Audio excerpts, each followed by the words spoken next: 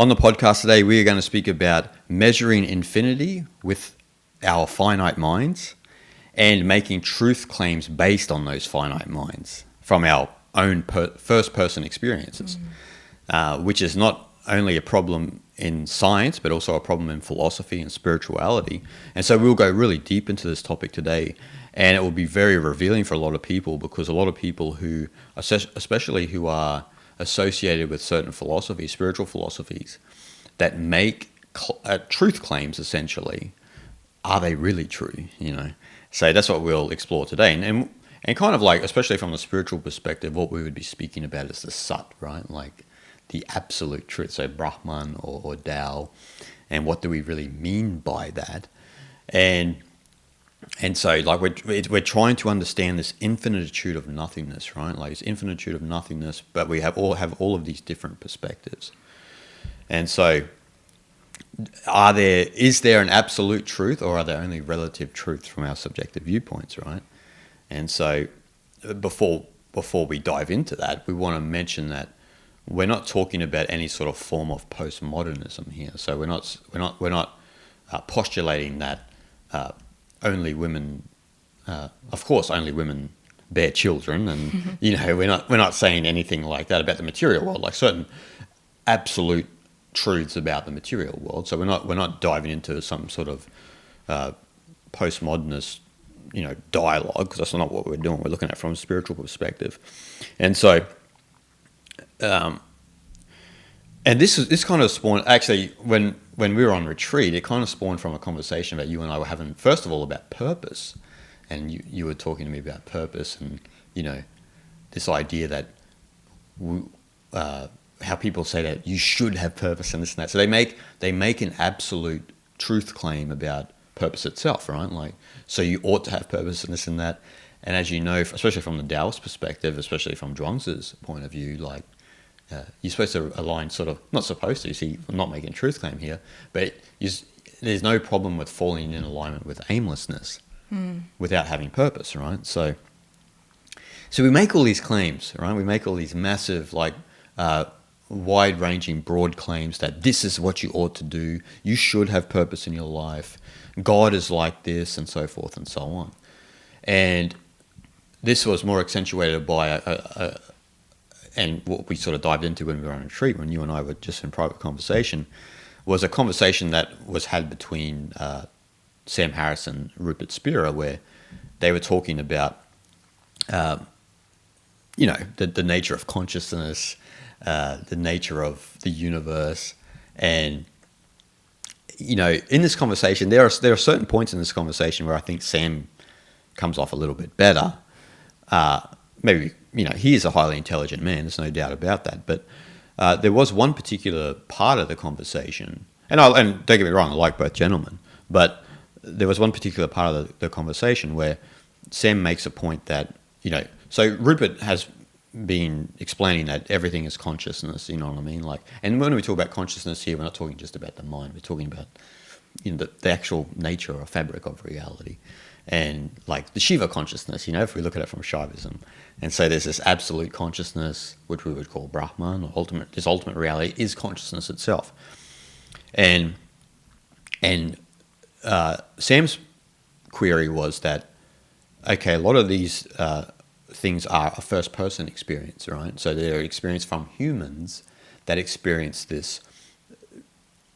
We can't, like Guyang and Jason and everyone listening and watching, we can't get outside of consciousness. There's no way, because we are within consciousness, our consciousness, and maybe an ultimate consciousness, right? So we can't. There's no way for us to get outside of it.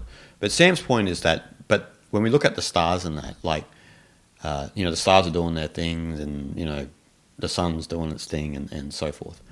And so, if humans were gone, all of this highfalutin philosophizing about the nature of reality would disappear like that, right? And so, but then he did say that, consciousness would still go on. Say if there were still chimpanzees, consciousness would still go on within chimpanzees. And, if we want to talk about consciousness, especially from Eastern perspective, consciousness would still go on in trees, and, it's in everything, so to speak. Flowers, like the flower blooming is consciousness itself. So Rupert had a bit of a pushback to this, saying that science is highfalutin philosophy and materialist science, he means here. And so, but it raises a good point, right? Like, because what Sam's point was, and I think that if Rupert was a bit more open to that perspective, we do make absolute truth claims about the nature of reality based on our first-person experience, right? But in saying that, when we look at Eastern thought, this experience is corroborated between many different sages for thousands of years, right? So there is some credence to that, like in the study of consciousness itself, as we see in Nalanda and places like that in India. Again, what is the truth? What do you mean by what's real or what's not real? And someone's version of truth might not be the truth for you. So what is truth and what is not? And that is we are trying to delve into something that's the most fundamental thing, underlying foundation of reality, really. And again, like the problem in the world is that if an individual claims something to be true for them, and they try to impose their version of truth to other people, as if that is the very absolute truth to everybody else, right? Yeah. But I think, again, like what you mentioned it before with like when humanity is gone, the philosophy and science and all these things will die with us, right? But then stars and sun and moon will still have their own life, and also chimpanzees and animals and plant life will go on without humanity. And does that mean that absolute consciousness disappear because we don't exist? That's not true, right? So that's the very dangerous thing when we claim what's to be truth for us. That is true for us, right? But is it true in an absolute sense? Maybe yes, maybe not, right? Exactly. That's something that we miss the point. Because, like you said, we cannot think or observe things outside of our consciousness. That's just not possible. No. That it's never gonna be possible. Never gonna be happening. It's never gonna be happen. Right? It's not. That's not something possible. So that we make that sort of mistake and things what we perceive it's true to be like an absolute truth, but it's not, because when humanity is gone, the planetary life will still go on. The universe will still go on, right? And that's how it had been. Yeah.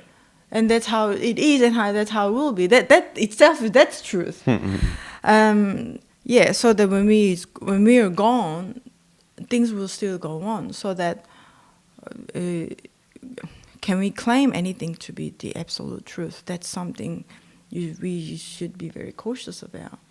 Well, life went on before we were here. Consciousness went on before humans became a species, right? So you raise a good point, because the thing is that I think that a lot of philosophy is driven, especially like in Western thought, and in some Eastern thought, is driven from a human-centric perspective. So if we take the human-centric perspective out of it, and we are just a part of the one consciousness, and we still have the same consciousness as a flower and a what have you. You know what I mean? Like, physicists would say there's consciousness in rocks and stuff like that, right? Like they get pretty out there. So if we're gone, then that would obviously there would be consciousness in a different form. You know what I mean? But the consciousness in a different form means that, like for a chimpanzee, they're never going to come up with Vedanta, for example. Give them billions and billions and billions of years, they're still going to be just doing their thing. They're not going to come up with Vedanta or Taoism or Buddhism, and they're not going to have a Buddha in the chimpanzee species, right? So we have that, and so then, like, the thing is that I think that what happens especially with non-dual philosophy, is people can tend to make it a human-centric perspective when it's not, right? So like this maxim in the East, right, of the universe produces consciousness, and consciousness evokes the universe, right? So it's not a either or thing. It's not you're saying what was first, the chicken or the egg. It's a mutual arising event, a happening, like what they would say in Western esotericism as eternal becoming. It's an eternal becoming of reality, of consciousness itself. So you have this universe that produces consciousness, and consciousness evokes universe. This is Shang Sheng, right? In Taoism, like the mutual arising reality of mutual opposites. Like they're opposite, but they're unified. You know what I mean? Like but in saying that, what happens then is people say that when consciousness or human consciousness is gone, there's no universe, and it's like it's a pretty big claim. You know what I mean? It's a massive claim to state that, and to assume that the universe is again, evolving around human beings. It's not, obviously, but that's what can tend to be the claim. Because, and look, there are certain truths to that, because when there is a lack of consciousness, there's nothing. I mean, you don't. Even though you could argue that there are no sort of experiences we have without consciousness, right? Like from Vedanta's perspective, even in deep sleep, we have an awareness that we were in deep sleep, for example. Like we weren't really aware in the deep sleep, but we were, after the fact, were aware we were in the deep sleep, right? So that can only be sort of like an awareness that there was some sort of consciousness in that time. And a lot of people may argue, but you're just remembering that, there was a bit of a vacant space there, right? Actually, if you remember, Sam and Rupert got into a little bit with anesthesia.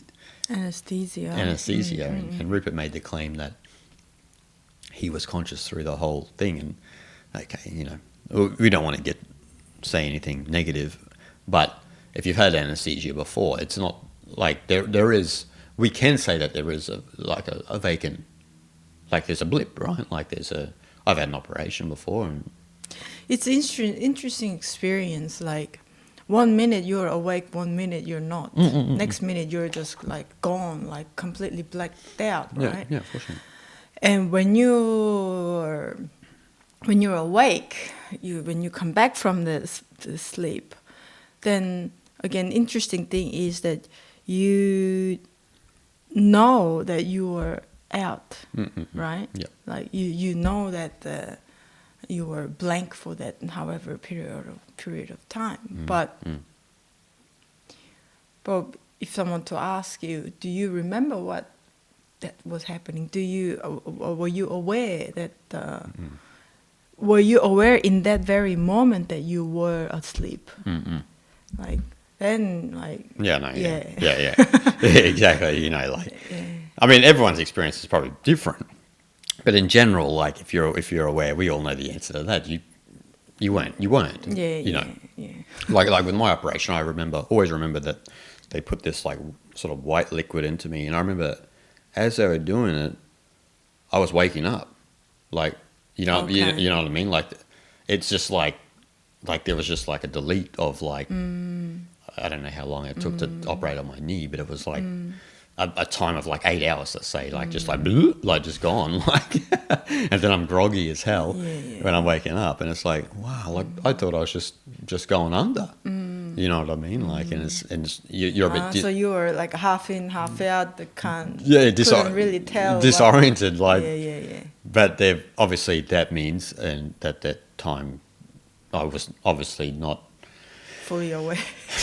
It wasn't fully there. It wasn't fully there, but to make a claim that you were aware during that, I think that in that conversation between Sam and Rupert, I think Rupert may have been trying to prove a point, which kind of didn't come off right. Because there are things that we can talk about there, right? Like, because there is a momentary pause on our consciousness. And in general, like there may be some isolated experiences for sure. Like we don't want to make a claim either or, but in general, so we all know that anyone who's had an operation or something along those lines. But the problem is sticking to what we're talking about is so for example, if I have an experience, right, a spiritual experience, and then I make a claim as if that is what it is for everyone else, and you get into very murky water, right? Like, I think there's, like, if we look at the sages of the East, there are similarities in experiences. So when we talk about moksha and nirvana and that, there's a similarity of experience when the identification with the conditioning and even the body, when that begins to dissolve, there is a non-dual experience. Now, Sam's point would be here, like if Sam was on the table with us now, his point would be he agrees with that because he has studied Eastern thought and because he's a neuroscientist and so forth. But that's still another claim. Like, you're just claiming that because you've down-regulated your sense of I, and in some sense, you're not even really identified with the body. You have this kind of experience of this non-dual reality. But it's still a claim, like, because you're reporting about it and you're making that statement that's the nature of reality. Then I guess that truth belongs to your personal experience. Yeah, it's subjective. Subjective. Yeah, subjective. I think that, like what I said earlier, like if it begins to be verified by other people, say if it was they didn't know about the knowledge and it become to be verified by other people, then there's some credence to it, right? Like, so that's why I was saying with the sages and that in the East, like, we have thousands and thousands of years of the study of consciousness from just being curious about the nature of the mind and so forth and the body. And people have come to similar conclusions, framed it differently, right? Like if you look at Patanjali compared to Shankara, right? The way that they frame the experience is completely different. Like, yoga is still a form of duality, whereas Advaita Vedanta is a form of non-duality. But they're framing the experience, in all likelihood, the same experience in different ways. A lot of people get mad at me when I start to relate Atman to an Atman and stuff like that, because people are caught too much in the terminology in the language, but are not looking at the actual experience, right? And so, and that is kind of like, I think that sort of the universal, we know this because, and everyone listening knows this because, if you study Eastern thought, the universal truth is there is that non-dual experience, right? Like, for us as humans, we can experience that. And when we dissociate from our conditioning and everything like that, we come in contact with that, like I said earlier, that infinitude of nothingness or void, or some people will call it Atman as if it has a substance or it's a self, and like a universal self, right? Like something that connects us all as one, and we have that experience, right? And so we can say that is a universal truth, even though it is a first-person experience. But we can all experience that. It's just like saying, like, eating and digesting food is a universal truth. It is. Like, we can't argue. Like that's the way. That's happening in various primitive level to the human being. So, but as for humans, like, that experience of non-duality is, let's say, maybe isolated to us. Now, because it's isolated to us, does it make that like a universal principle? You know what I mean? Like, does that then become? Sam's point was, do we make that then the first principle of existence? So is everything then consciousness and it's non-dual? Is that the first principle? So, and obviously religions and spiritual paths, I would say, like, I wouldn't say like make that claim, but they build philosophies around that, right? So, and it's up to you to decide. And obviously everyone listening and watching, you and I, they know where we stand. Obviously we love this knowledge, and they obviously do as well. And so we're just trying to explore it today from a couple of different angles, because it's like what we were talking about with purpose, right? Like, people make an absolute claim about something as if it's the truth, but then if we sit back and we analyze it and we question it, we can find that there's maybe some inconsistencies that need to be addressed, right? So, like, we see that, always the problem is that we're trying to understand. So, like, if we look at Brahman or Tao, we're trying to understand something we're measuring something that's incomprehensible, that's hard to understand. The fundamental nature of reality is hard to understand. We associate it with with our consciousness because the experience we have, we have a sense, or it's a sense of unity or oneness, right? A deep feeling we have, and not just oneness with other human beings, oneness with everything in existence. The greater totality. The greater totality. So, but we're only framing that through a finite mind. That's the problem, right? And so what happens then is we have all a subjective viewpoint, and we create certain philosophies that have all of these different perspectives, all of these different views, and especially in religion, right? Like, and then the knowledge can get warped, and also there can be conflict with other religions and so forth. Yeah, again, like in the process of analyzing that infinity, I think people often forget what was the real motivation of a whole journey. Because people get caught in that constant investigation with the finite mind to figure out the infinity. So then the conflict happens between the religions and between different point of views, and also like a cultural differences, and they come to collision and things like that. But an underlying thing that we all should remember is that we are trying to measure something that is immeasurable. Yeah. So that conflict is somewhat kind of given. Like, you need to expect to have a disagreement, right? Because we all think differently, come from different backgrounds, and we can't think all the same. So that agreeing to have some sort of disagreement with among people, but the underlying premise is that we are here to investigate the infinity, which is not measurable. Exactly.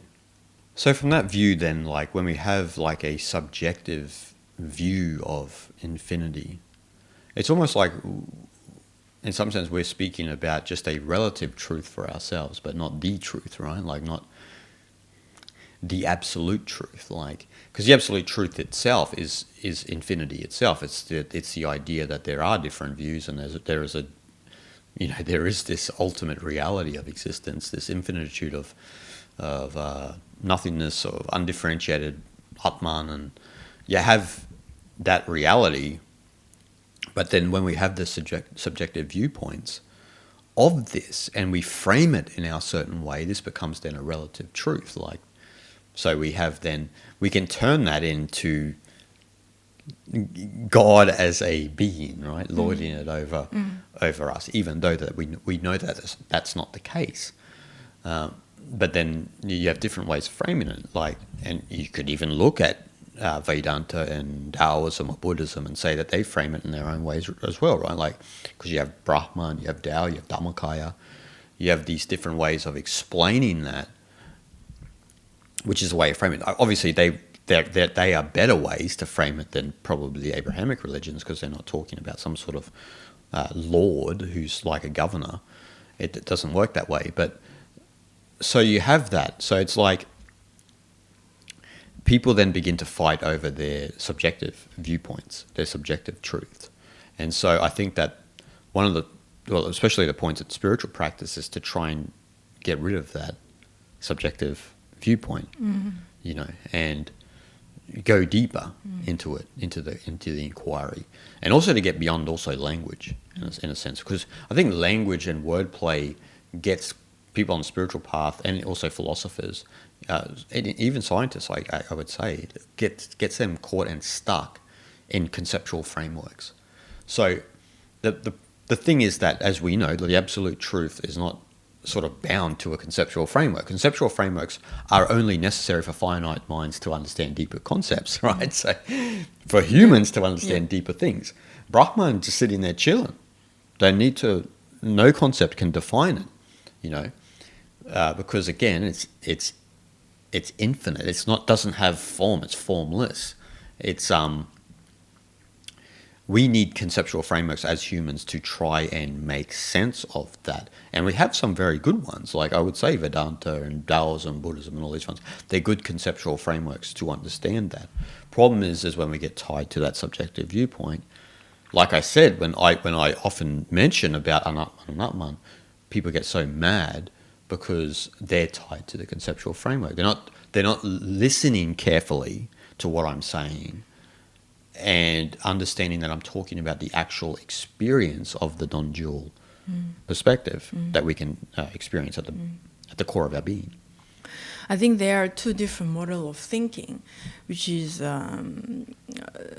more like an Eastern way of thinking, more holistic, more delve into more spiritual way, but more like inwardly. And the other is like the Western point of view. It's more analytic and intellectual, analyzing and things. And these two different models of thinking come from two different attitudes. The Eastern style would be coming from something like there is infinite, there is this absolute consciousness that we can't measure it, we can't visibly see it, but we can only feel it. But from Eastern perspective, is that there is an attitude that you know and you somewhat respect as a somewhat like fact that you cannot measure the infinite. That is not something can be done, right? So that's there, but we are trying to reach that infinity through our experiential practices and spiritual knowledge and wisdom, ancient wisdom traditions and so forth. But the other attitude is the attitude that you can measure the infinite, which is coming from a purely scientific model, again, the materialist model. We know the universe is infinite. They know as well. They acknowledging it, but their attitude is that they can measure it. That is possible. That job can be done. That's the attitude where you can see things completely analytical way, intellectual way, and pull things apart and think individually and piece by piece, right? So from that angle, you get to try to kind of challenge from finite mind to infinity. Right? I think that's the two different attitude, and that creates two different model of thinking, so that creates again its own subjective truth. Yes. Which perceive the infinity.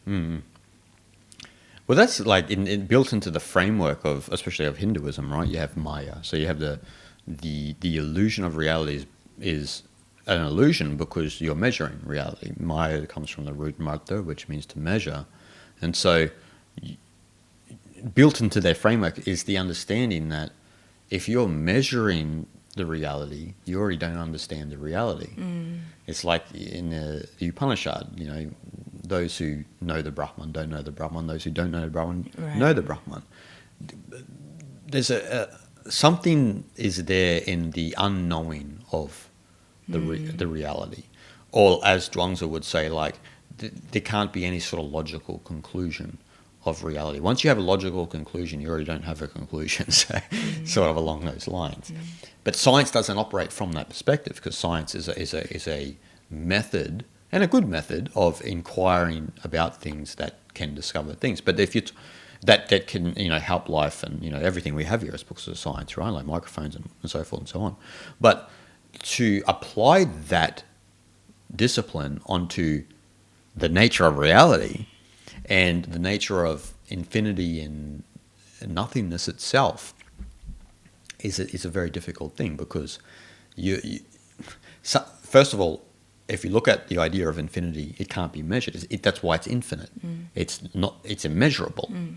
Something that's finite, that has form and is,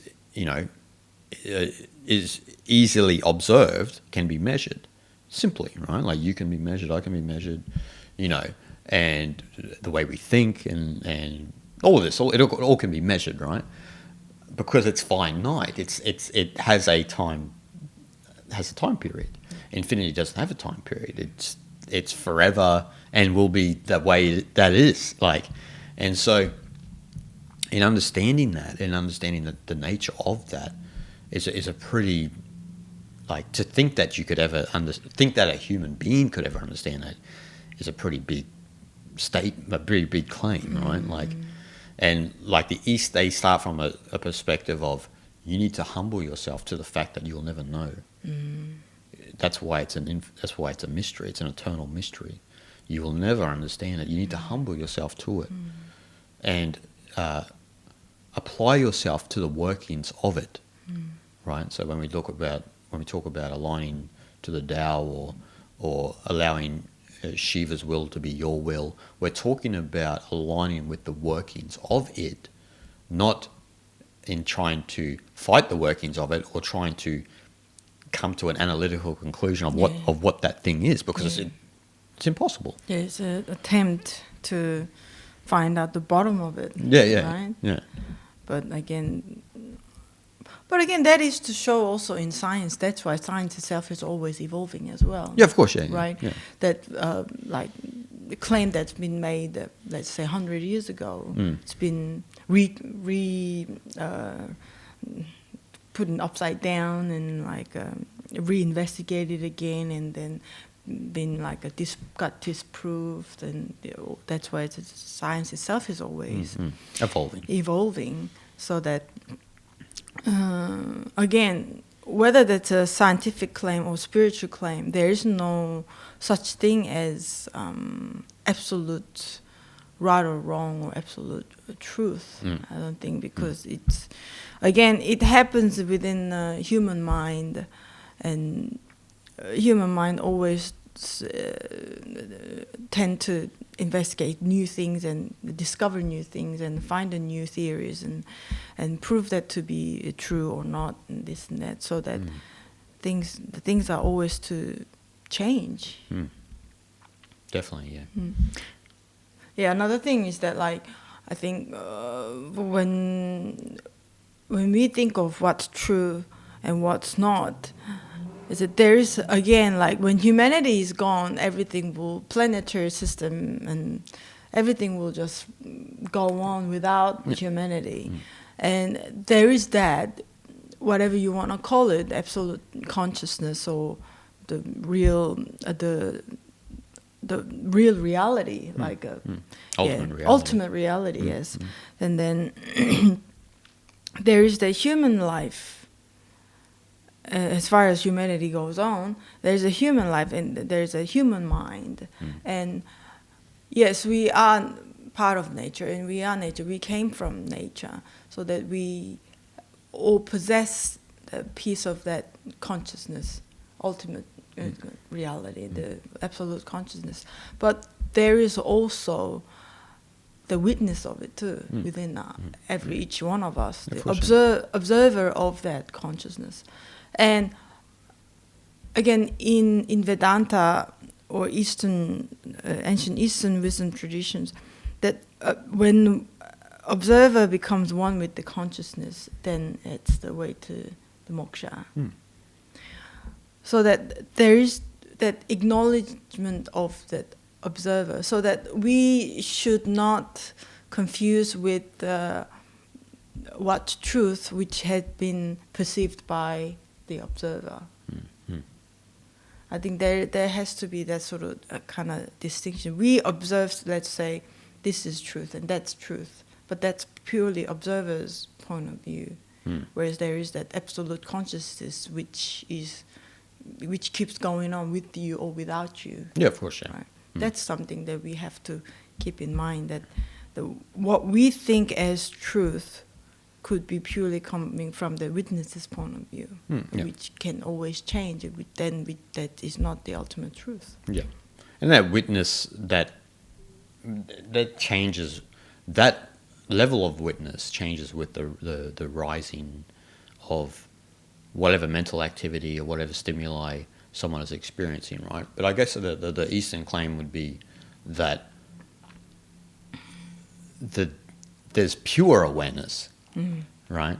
So that's not like not inquisitive or not investigating. It's not like it is like the pure witness that, and so the idea would be that witness itself, that's just observing everything, the panorama of life, of the universe, is the fundamental consciousness itself, right? Like so Purusha.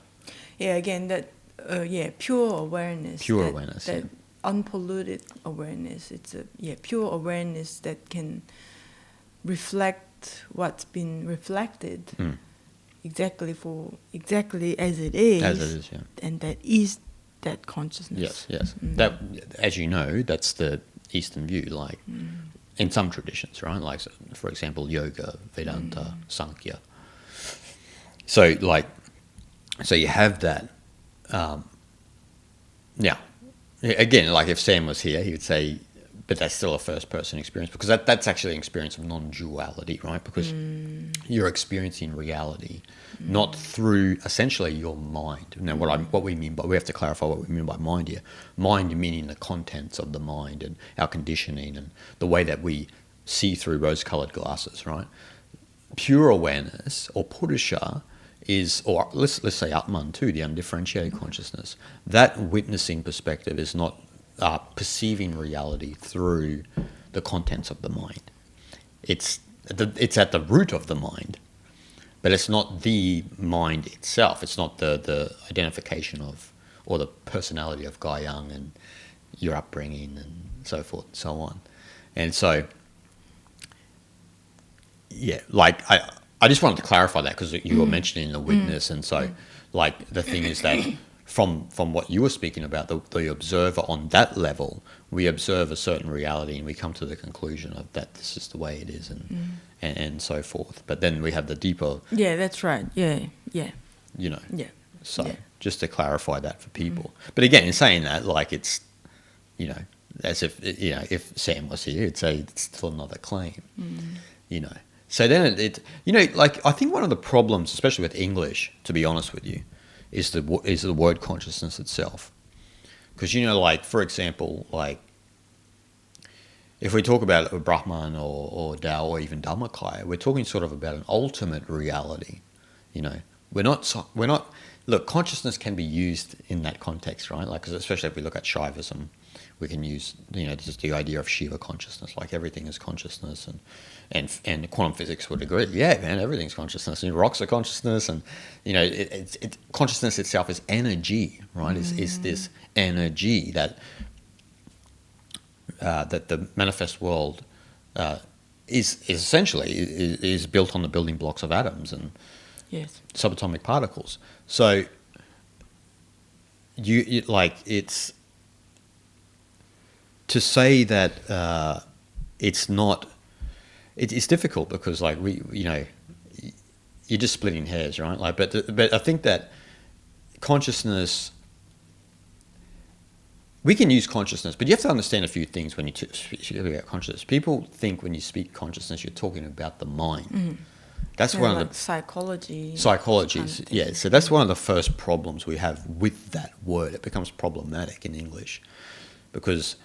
And even you saw that in the conversation between Rupert and Sam. Like Rupert's mentioning consciousness in a different context at some parts of the dialogue, and Sam's thinking about it in relation to the mind. But they're talking about it differently.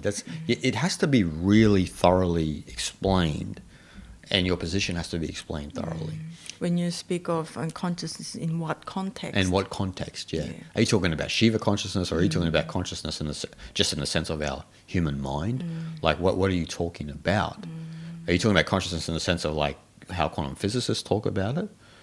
And so I think that a good, why Brahman and Tao and Dharmakaya are kind of translated as ultimate realities, because in English, by certain scholars, is because, and even I translate it that way, is because that kind of differentiates between, like, the mind, right? Like, because if you say mind and ultimate reality, you know that there's a complete, they're two different things. Well, they're not two different things from the ultimate reality perspective, but they are two different things in language and conceptual frameworks.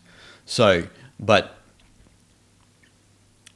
if you say consciousness, then you get into tricky terrain, right? Like, you and I know what we're talking about when we're talking about it, like, in that sense, because we're not mentioning the mind, we're mentioning consciousness itself.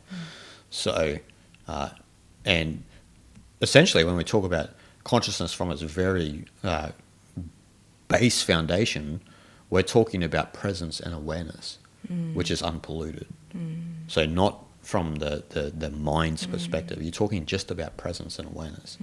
So, like, when we talked about anesthesiology before, like, is what's lacking in that experience? Well, it's presence and awareness. Maybe we don't really know that if we were there or not, because maybe our mind just wasn't there and we were there, but we can't remember because we're seeing reality through our mind. But we're talking really about presence and awareness when we talk about pure consciousness. Yeah, I think presence is a good word. I think is ultimate, somewhat like ultimate presence. It's some sort of presence is there. Like when you go under, like in surgery and whatnot, and there is a presence is there, but your awareness of presence of the experience, is not, of experience is not there. There's no experience. Yeah, that's how we can differ to different concepts, I guess. Definitely. Yeah. And I think that in these sorts of dialogues, you have to really explain thoroughly like that, because otherwise you get lost and confused. And a lot of people get confused. I get a lot of emails about people's confusions with certain texts, because they might mention mind in a certain perspective and they might mention consciousness. And then it becomes really grey and cloudy about what are they speaking about here, and if you're not adept with spiritual knowledge, then it's going to be like gobbledygook to you. Like, it's not going to make any sense at all, and you won't be interested. Yeah, that's right. And again, like I mentioned earlier about observer, there's kind of similar thing. Like, observer is in pure awareness, pure witness of that ultimate reality, or just everyday life as an observer. Like, what you see is what you see, and like what you feel is what you feel. This type of a very superficial level of witness that we were talking about.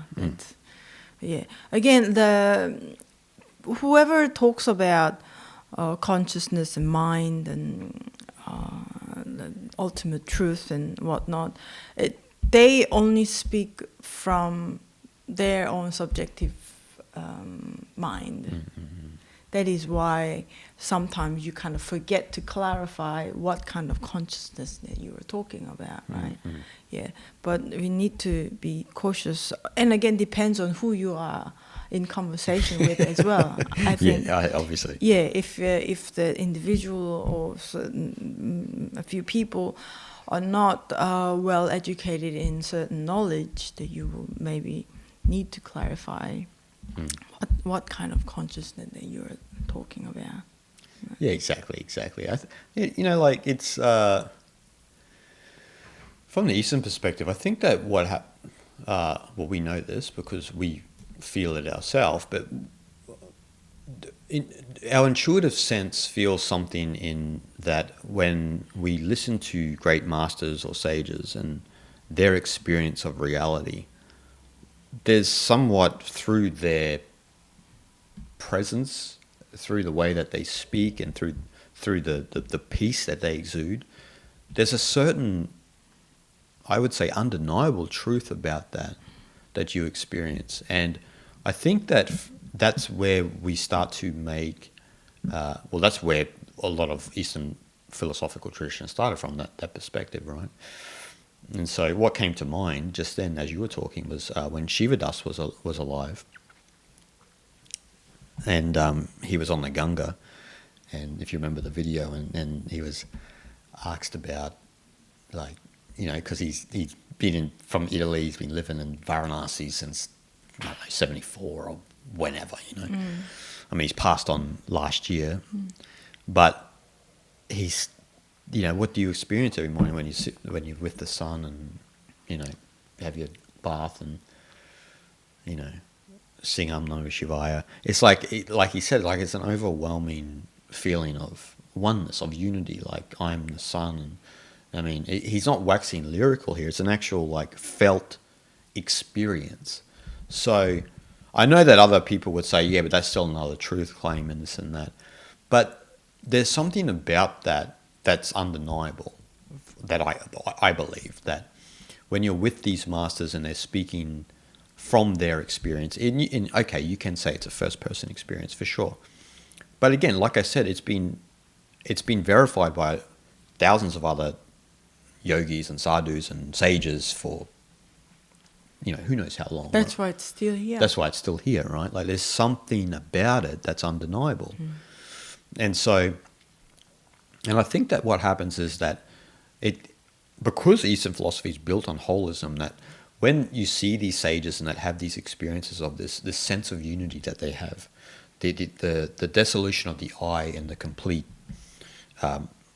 re-identification with that, whatever you want to call it, the Brahman here, then that's a sense of oneness and knowledge that I think everyone can actually resonate with, no matter whether you're Christian, Jew, Muslim, Hindu, whatever. Everyone can resonate with that because there's something mysterious about it and something that speaks to our heart. And so I guess that what I'm trying to say is that there's certain felt experiences that I don't think that we should, in a sense, analyze too deeply with a scientific inquisitive mind. I mean, Evan Thompson talks about this in his book, right? Waking, Dreaming, Being, like the whole idea of whether there is pure awareness or not. You know, pure awareness that's, what would we say, like not isolated to the body, right? Not in the body. So, and I know I'm going off sort of in a different direction here, but I think it has to be mentioned because, you know, especially from the Eastern thought, like, because it is a holistic philosophy and it's built on, in some sense, not with a rational mind, it's kind of irrational because it's most of the paths are ways of nature, that if it's like that, should it be analyzed? Can it be analyzed? You know, like it's like saying, what's the truth of a tree? I mean, it's a stupid question, right? What's the truth? Or you just sound like a damn fool. But these questions are being asked. What's the truth of the tree? What's the nature of the tree? Is the nature of the tree wood? Like these are the, you know what I mean? Like these are the silly sort of questions that some scientists get into, right?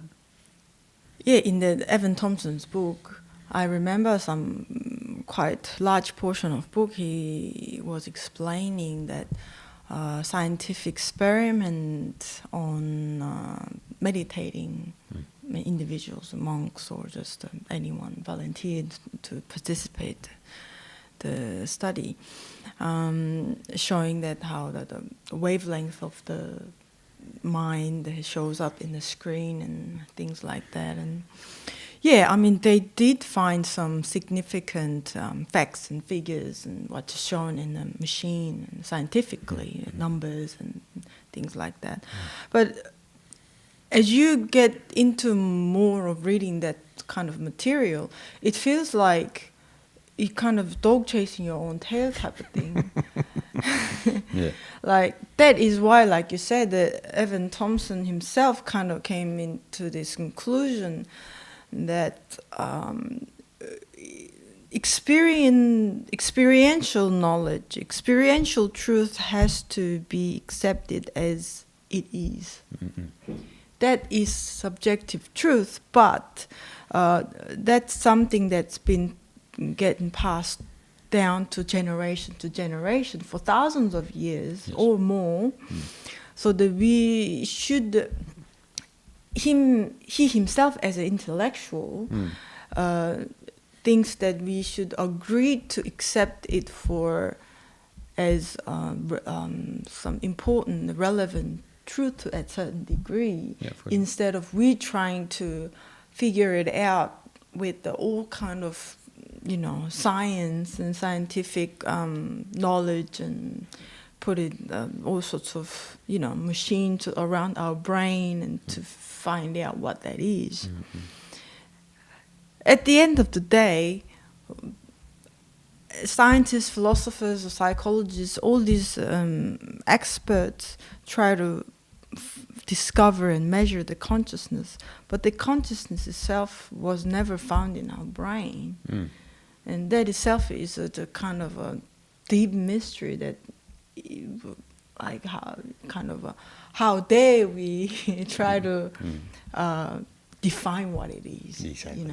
so that it kind of keep the door open, and experiential truth has to be taken it for what it is at certain extent, and based on that information we need to explore it and give it a certain level of credit to it. I think that's the right approach to study the mind, consciousness, and human consciousness and mind. Well, and it doesn't matter how much they want us to try and study and investigate anyway. They'll never come to the conclusion. You know what I mean? Like, because it's something... I mean, I know I'm making a bit of a statement there, but I don't think that... Again, like, because when you're talking about consciousness, you're talking about, again, a state... Well, we're talking about pure awareness here, fundamental consciousness, a state beyond the finite mind, like you said in Evan's book. And one of the reasons why Hindus and Buddhists especially came to the conclusion that the idea of reincarnation, for example, is because pure awareness is not located in the mind. It's non-local. It's everywhere. Consciousness is everywhere. From a Hindu and, let's say, Hindu, Buddhist, and Taoist perspective, it's everywhere. And so first of all, to assume that you could understand that mystery is straight off the bat pretty crazy, because you're going to be working for a long time. But it also illustrates kind of what we've been speaking about, right? Like that there is like this sort of this pure consciousness or absolute consciousness that we could say is the truth, even though we can't experience anything outside of it. But let's say for humans it is the truth, right? Like let's not say it's the truth for a star, for example, but for humans it's the truth, right? It's our experience. It is our absolute truth. Yeah.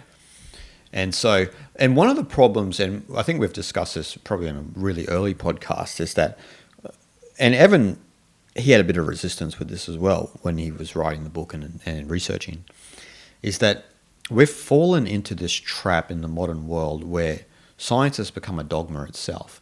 So if it hasn't been analyzed by the scientific method, then it's not verified, right? So nothing's verified. If it hasn't been analyzed through the scientific method, then that's not true. It's not true. Yeah. You know what I mean? Yeah. So, and Evan's point in his book was, how come we don't take, especially when we look at India, how come we don't take, I'll be generous here, let's say 5,000 years of knowledge. Indians would say a lot longer. They would say 10,000, 15,000. So I would say just 5,000 years of knowledge of studying the nature of mind and consciousness itself. How come we don't take that serious? Because if it was scientific inquiry for a certain period of time, we take it serious, right? Like if physics, you don't just graduate as a physicist and go, I'm just going to ignore all this, like these hundreds of years of physics research, and just start straight clean. I don't buy it. I don't buy what they're saying. So you just make up your own physics. You know what I mean? You'd be like, sound like an absolute loser. Yeah. So Evan's point was, we have all of these great schools of knowledge that studied consciousness itself. I mean, one of the first universities in the world, Nalanda in Bihar, was just a university dedicated to the study of consciousness, being a Buddhist monastery, a Buddhist university. So, like, you have all of this back knowledge, and you have all of this, this library of knowledge that we're not accessing to answer certain questions that do elude us and still elude us in the modern day about the nature of the mind and consciousness itself and the nature of the universe, right? So, but because they haven't been studied and analysed by the scientific method, most people don't take them seriously. Yeah. We do here on the podcast, but, Yeah. Again, materialists, even in any ancient history, it came quite recent. And the material science came. That is actually quite new to us, but because we can measure things and we can visibly see and observe the experiment and things like that, and we lean more towards that kind of knowledge.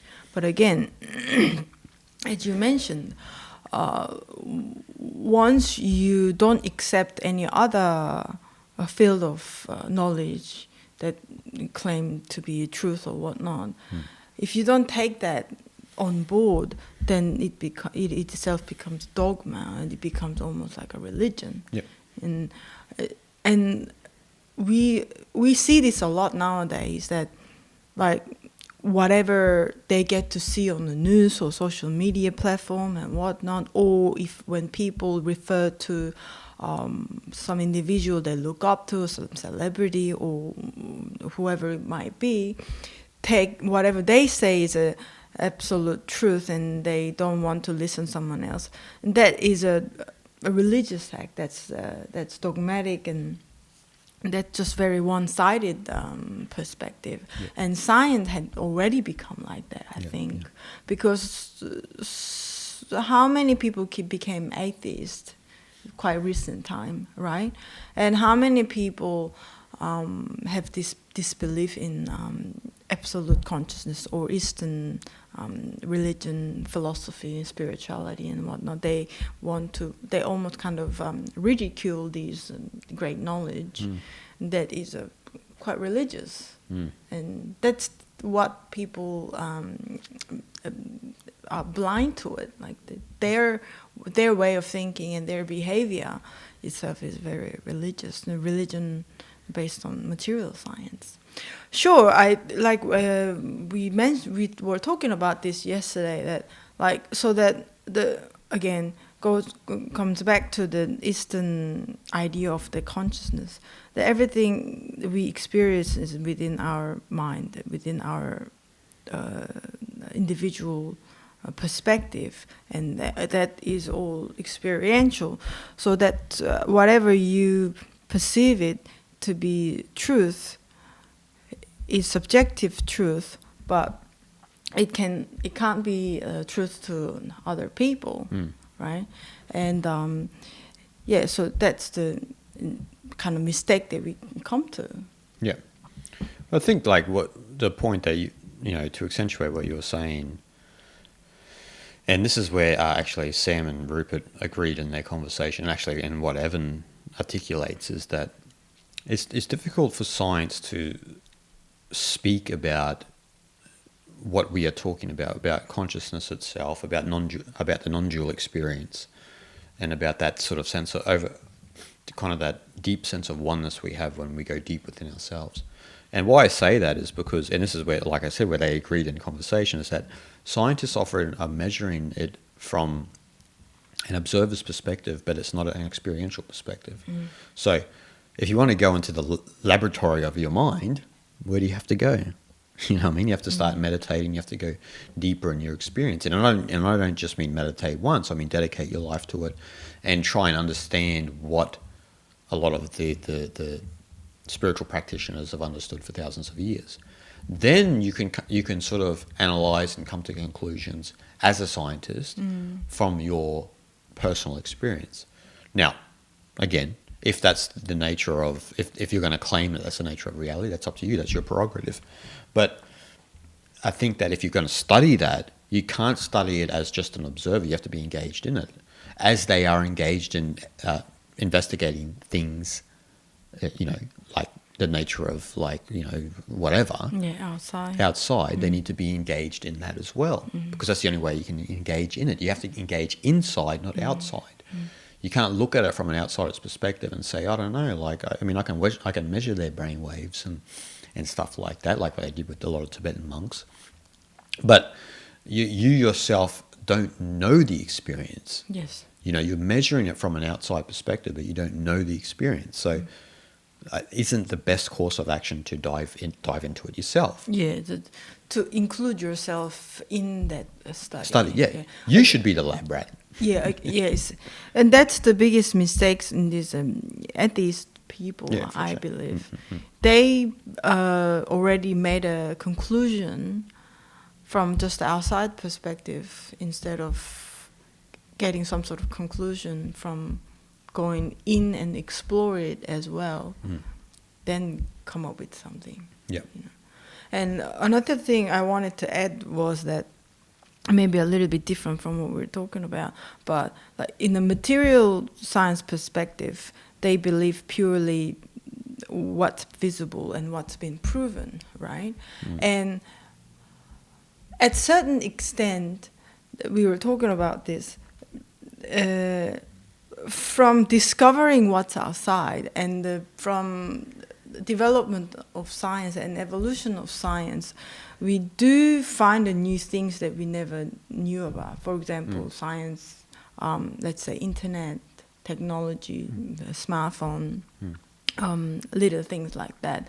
That let's say even 100 years ago, that these things didn't exist, and people who lived 100 years ago may never foresee the reality that we would have now, right? So that at a certain extent, that outside world, so material world contribute to expand our consciousness as well.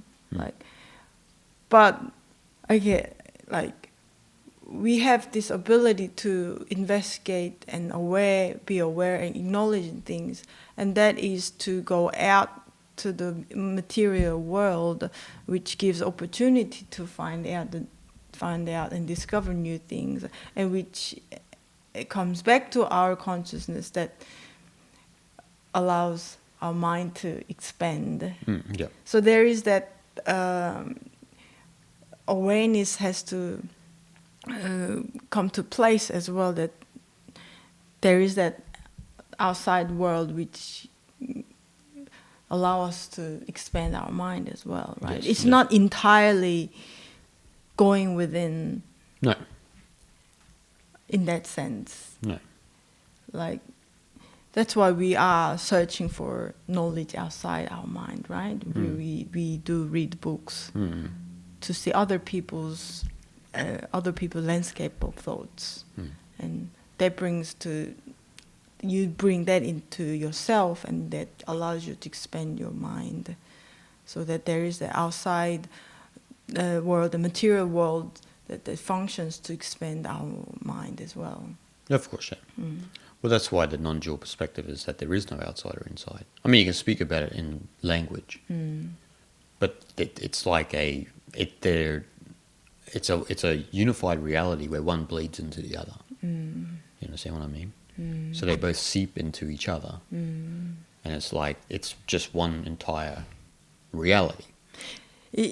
Maybe this can also be explained by the breath of Brahman analogy, that you expand in exhale and contract in inhale, that you go out there and then you bring it inside, and you do that process over and over again. Yeah. And it gets you a certain evolution of your own. Well, the thing is then, and a lot of people would probably say counter to what you're saying, is that yes, there is what you're saying, But what you're experiencing is all in here. Yeah. You know what I mean? Like it's happening in you. Even though you are gaining knowledge out here, and it's all happening. It's all happening inside you. That's the kind of the deeper perspective, right? Like it's consciousness is being experienced, yes, but it's happening in still within your consciousness. Yeah. You know what I mean? Like, so even though like we're splitting hairs here, right? But even though there is this ebb and flow between the internal and the external world, it's all fundamentally experienced within your consciousness, you know? Then in a sense,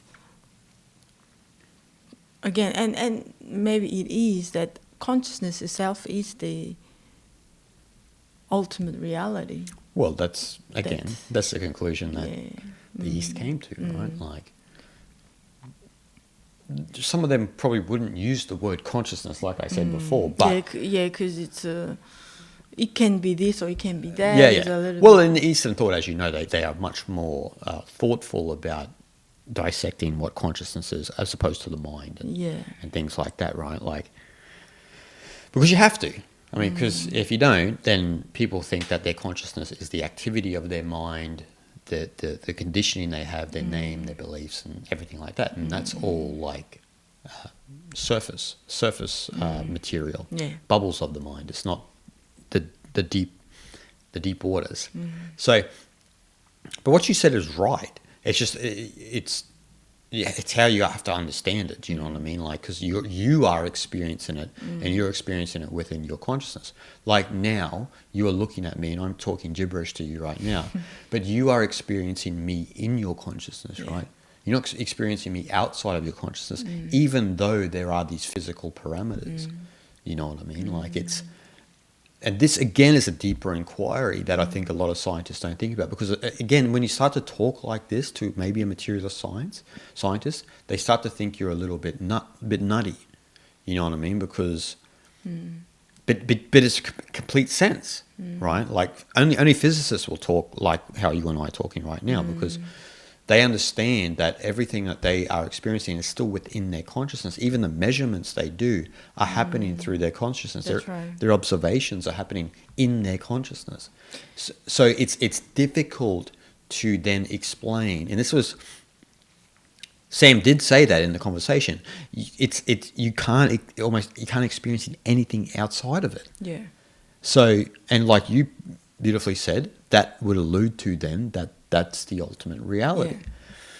But then it comes back to, again, what Sam said, then do stars disappear and this and that if, say, consciousness didn't exist. But I think that in that sense, you're thinking about it a little bit too much, because you're not thinking about it in the sense that consciousness would still be there even if humans weren't here, like what we were talking about earlier, right? It's... Or would it? You know what I mean? Like, we're just saying that. We're making a claim as well. But because, like, for yourself personally, right? Like, if you were sleeping just over here and I'm doing gibbering to the camera and all this, so there's life going on, but you're not here. You're gone into the dream world, but everything's still going on. Consciousness is still existing. Just the form of Gaiyang and that is in deep sleep. So again, then it comes to the consciousness that we understand is not isolated to humanity, to us. To us, yeah. The earth has its own consciousness. Stars that we can see have their own consciousness. Yep. Sun, the moon they do as well. And universe and itself, the greater totality, has a consciousness, and we, like I said earlier, we just have a little piece of that consciousness in ourselves. That's why it's non-local. It's everywhere. And that's the Eastern perspective, right? I mean, maybe Rupert could have explained it like that to Sam to make some sort of sense. I know it's still a claim, but you and I are diving deeper into the inquiry. And it makes me think about once when Joseph Campbell was speaking about consciousness, and he was asked by one of the people at his lecture, you mentioned consciousness in way that we are talking about, right? Like this absolute reality, Shiva consciousness, Brahman, whatever you want to call it. And how would you best describe that? I mean, like, and Joe's explanation, like, you could say poetic, but it kind of gets to the point what we're talking about. He says, you know, like when the sun rises and you see a flower like this, and the sun rises and the flower opens and turns and faces the sun. That's consciousness. Mm-mm. You know, so he's mentioning a plant. You know what I mean? Like you mentioned when we were in the bush about ants. Yep. We see the reality way we see as a human being. Mm. How do they see the reality? Exactly.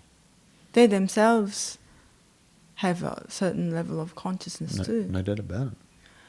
And what is for us to say, how can we say that ants' reality that they are experiencing from their consciousness and the reality that we are experiencing are the same. It can be two completely different things. And it might be a two completely different things. And which is true. We don't know. Don't know yet. We can't say one or the other is true because that ants' reality definitely exists and our reality also exists. So, well, what we can say is we exist together, right? But the version of reality we both experience are different. yes. So the ant experiences a different world than what we experience. So then it comes down to, is a human experience more superior to an ant experience? You know, so then from an Eastern perspective, because humans are taken away from the center of the universe and are just a part of the universe, then both dimensions of reality are valid. You know, but what pervades that dimension? Consciousness itself. It's the infinitude of nothingness that pervades it. They're just different dimensions of reality, different degrees of seeing the same thing, or experiencing the same thing. Seeing the same thing is probably the wrong terminology, but experiencing the same thing. You know, and there's probably levels and dimensions above us, but we can't see that. It's like, you know, like the ant only sees our finger and thinks, oh look, that's the finger again. Doesn't know that that you have a beautiful face and, you know, majestic woman, you know, is behind the finger. Big square face. They don't know Horsehead was behind the so, you know. It's just like when we watch Interstellar. Yes. It's like, what is reality? Like, what is the experience? The human life that we experience. What is it? Like, is there time? Like that's why when we were at retreat, as I mentioned, like we were living just ordinary day as any other people would live that day, same time. Yeah, for sure. But our experience was different. That a day in that afternoon, for example, for other people was busy doing work or taking care of their family members or whatever, so that time going too fast and too busy, they can never have enough time. Whereas in the bush, we are enjoying the time in that afternoon, same afternoon, time goes so slow, feel like you have forever in the day and you have all the time in the world, and but it's the same reality. I mean, same day, same time, but our experience is different. So that we are living in the slow version of reality, and someone else is living in such like a New York City speed of life. That's what the time that they're experiencing. So is time real or is it an illusion? Yeah, exactly. And that's what, especially in Hinduism, they speak about, right? Like, you know, time, space, form. Yeah, what's real? Those things. Or is there something, such thing as real? Yeah. That's why in Delhi once there was a sadhu in the streets near Paraganj in New Delhi there, and you know, knowing Paraganj is people are just going everywhere, everyone's busy, and daily life's happening, and then there's a sadhu just sitting there. You know, you give him a little, and he's like, Bhaya Mudra. Like, for him, what he's experiencing, Shanti, he's all good. Everyone else is like out grinding away, like getting after it while he's just sitting there. And it's like, wow, like the different dimensions of reality and the versions of reality within the same species is vast. You know, we were talking about ants compared to humans before, but even within the same species. And this is why in the Gita, one of the ways to understand the Gita, when Krishna shows his true form to Arjuna, is that it's overwhelming for Arjuna because the infinitude of it, the complexity of the form is all of those different views of the same reality. Yes. Of the one reality. Yes. And all of those eyes, you know, like the Alex Gray lateralis tool. Yeah. You know, like all of those. That's the infinite reality, but it's all being perceived through different localizations of consciousness, different focal points of the one consciousness, and we're experiencing it at different levels.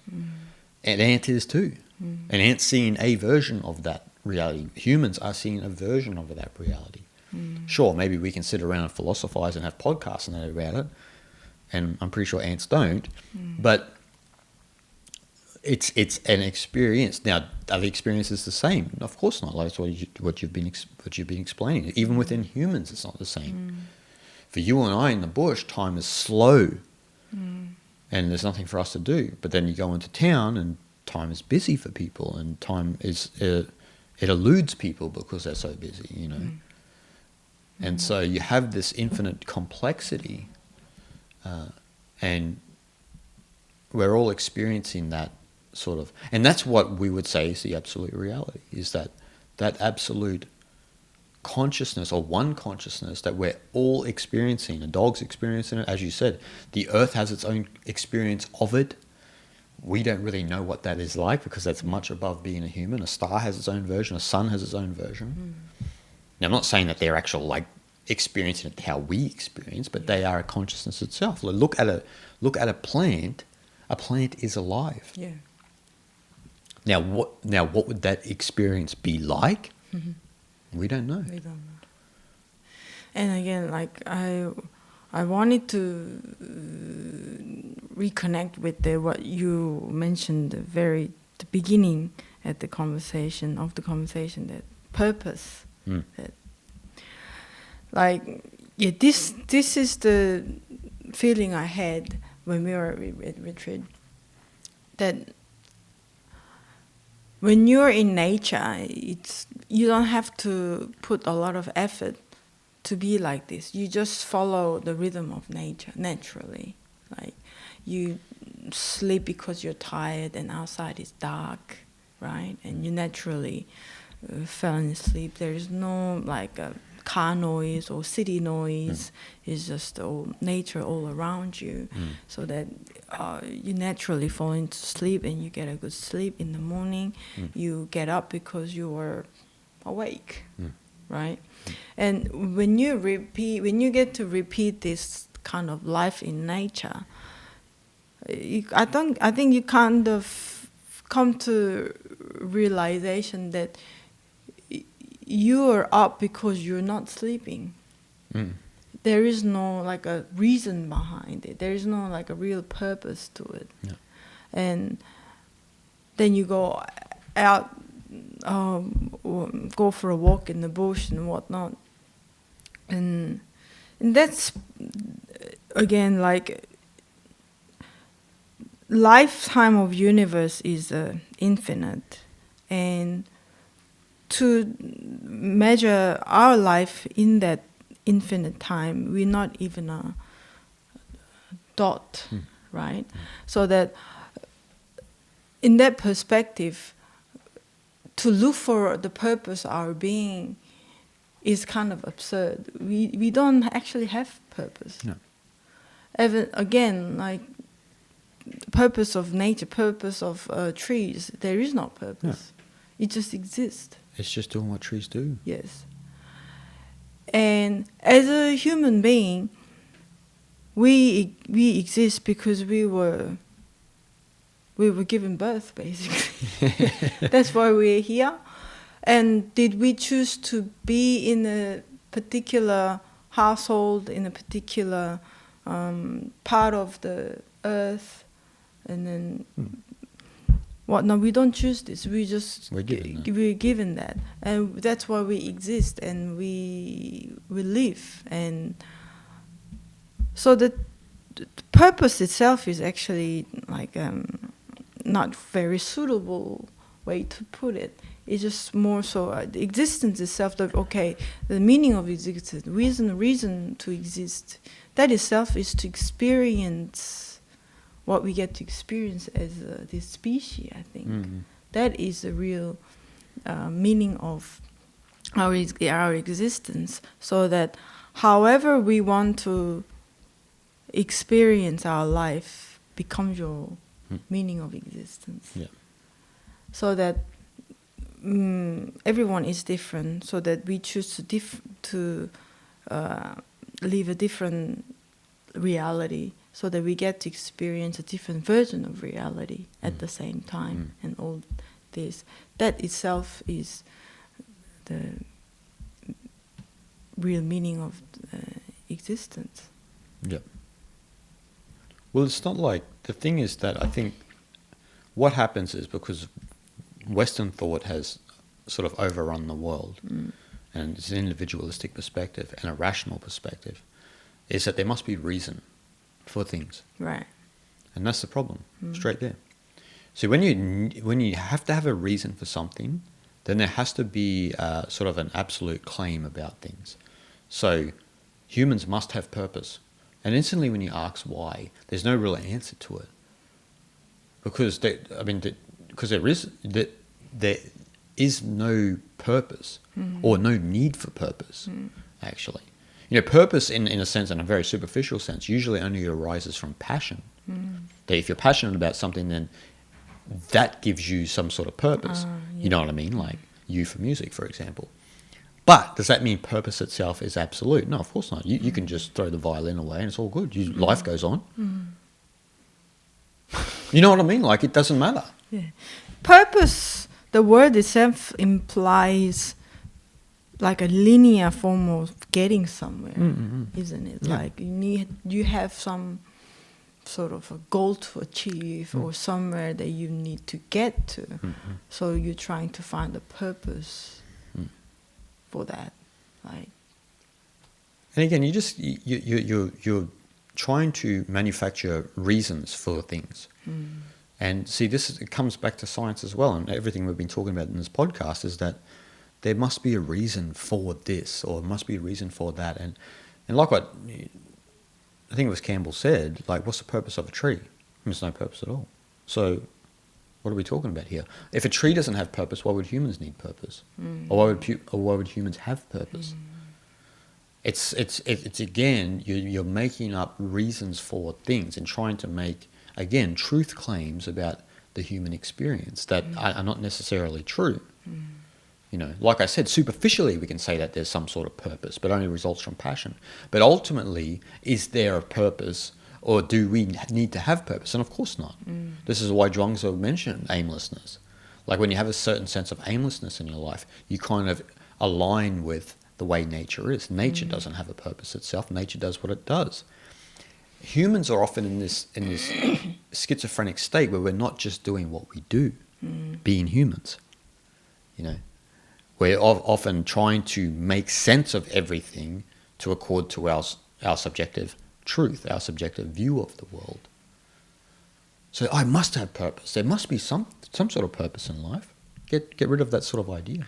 Try to solve that puzzle under your subjective truth. Exactly. And that gets more complicated. 100%. And it needs lots of conflict in the process of doing it. But again, it's under certain umbrella. It's not ultimate. It's not ultimate, Yeah. no. Definitely not.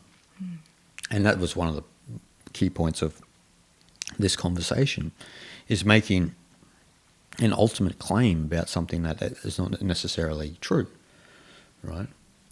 It might be, in fact, that's not true for anyone, but it might be a reality for someone that thinks they have a lot of purpose in their life. And I'm not saying that people shouldn't have a sense of purpose, maybe, you know what I mean? Like, we're not saying that per se, but what we're saying is that purpose itself doesn't truly exist. It's not something that is actually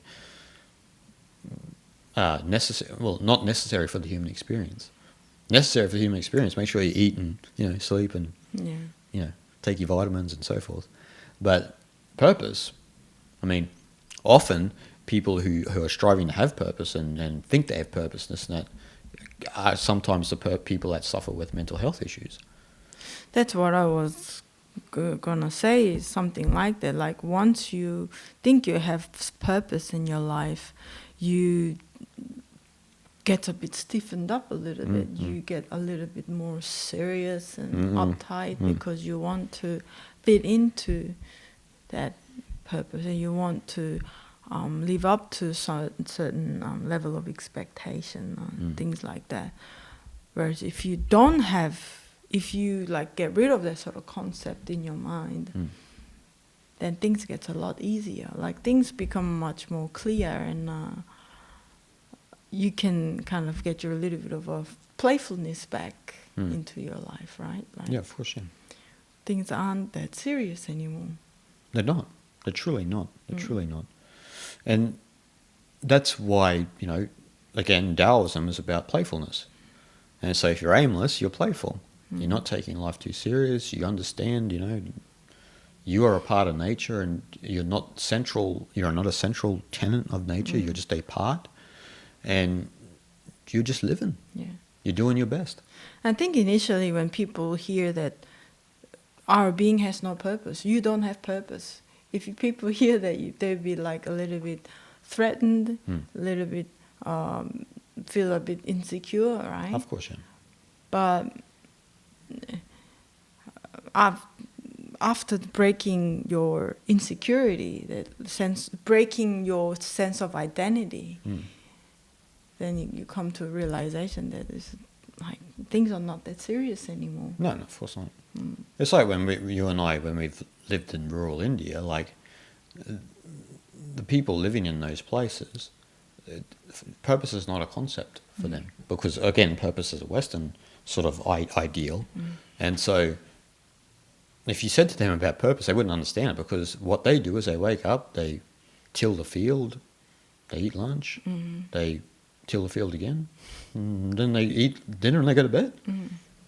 That's very simple. Yeah. Pop in a chai every now and again, and you know what I mean? Like, they are living in accord with life, without the need to manufacture a purpose, so to speak. Yeah. So again, it's about making those broad claims, especially that self-help gurus and that do. They make these massive claims that people ought to be like this, and see, this is one of the problems when we make truth claims, is when you hear something out of someone's voice or out of their mouth that humans are supposed to do this. Why? Humans ought to have purpose. Why? You're making a claim about every human in 7.5 billion people ought to have this. It's a big claim. Yeah. And so that's one of the problems, not just with self-help gurus, but what you hear out of spiritual teachers' mouths and all of that as well, where they make the statement that this is the way humans are. And it's like, wow, like, it's a massive claim. Like, you are telling everyone in the world that that's actually the way it is. And that's tricky terrain. It's real tricky terrain. And I think that was one of the main points of what Sam was saying to Rupert, is that when we have all of this, in some sense, highfalutin philosophy, and we're telling people that that's the nature of the experience, then that's where it becomes problematic. Because, again, because of all of our different dimensions of views of the world, different degrees of views, then that may not be true for someone else. Yeah. But it may be true for you and I and everyone else listening and watching our podcast, right? Because we talk about Eastern philosophical spiritual knowledge. So, and kind of what we were talking about is that, I think it was good because we kind of went and we looked at the absolute truth from the perspective of humans and the inability to get outside of that consciousness. And that's something that even atheists can agree with, right? So even an atheist who doesn't believe in God and this and that, which in itself is a mythology that they don't understand, then they would agree. You can't. Yeah, of course you can't get outside of that. Yeah. Even though there would be some skeptics for sure, because they would mention anesthesia and stuff. Yeah. So. But still, it will still be subjective, though. Yeah, of course, it would still be subjective. Yeah, you cannot be absolutely objective. Well, again, the Vedanta perspective would be that because you can, like I said, you can confirm that you were vacant, means that there was some sort of consciousness. Now, and I know that the atheists would say that's a pretty weak argument, but that's how, especially the 4 states of consciousness are explained. Waking, dreaming, deep sleep, turiya, are explained. Like the deep sleep aspect is explained in the sense that it's close to turiya, but it's not complete non-experiential, because there's still you can still report about it. There's a witnessing going on. Yeah, still something happening. So. Yeah, it's like a great spiritual riddle that goes around and around. And of course, yeah. But I think that the point is what we were talking about is that infinity, measuring that infinity, there's no way to measure it, right? But there's a way to experience it. Yeah. And that's what the sages were talking about. There's a way of experiencing it, and that's, through not our finite mind, through down-regulating that finite mind and going back to the pure awareness without the sense of Guyang or Jason or whoever is watching this. Yeah, again, that's the state of liberation. Yeah. They're talking about. Yeah. That there's no beginning or the end or the ultimate presence. Now, whether that is the ultimate reality of the whole world, whether that is Brahman and Tao, that's up for everyone to decide, isn't it? Yeah, again, that itself is experiential. Yeah, it's experiential. So, but again, if you've had that experience, then maybe you can come to a conclusion. And that's where I think science falls short. Because they're not willing to go in that. Yep. But for us nuts listening and watching this podcast, we love to go into that. So, yep. And we can come to, I don't like to say conclusion because that's like a finality, you know what I mean? But we can come to a recognition or a realization of something much deeper. Yeah, that's the sensibility, isn't it? That you can sense that ultimate presence. Yeah. Yeah. All right, guys. Hope you enjoyed this podcast, and we will see you guys next time.